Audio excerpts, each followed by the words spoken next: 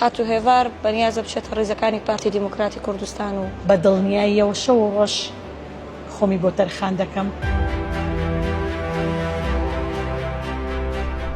هێڤار بێدەنگرا یا بەویستی خۆی تۆزێک دوورکەوتەوە بۆ هەرێمی کوردستان وای لێ هاتووە بگاتە و ئاستە خەڵک بترسێنێ. ئەڵێن لە دوای نەمانی نەوشوران مستەفا گۆڕان نەما. هیچ پەیوەدیەکم ڕاستە و خۆ بە بزوتنەوەی گۆڕانەوە نەمایە لە ئایندەیەکی نزیک من ڕێی خۆمم هەبێتن. لەگەڵ هەر دەرکەوتنێکدا هەراتە نایەوە.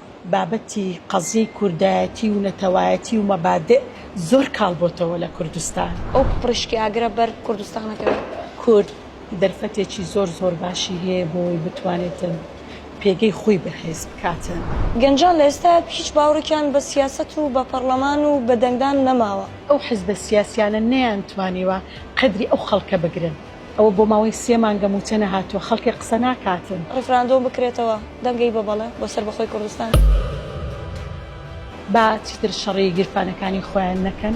خۆیان کادی دەکەن بەس بۆ پڕبوونی گیرفانی خۆیان و بۆ ئەو پارە زۆری کە پێیان درراوە.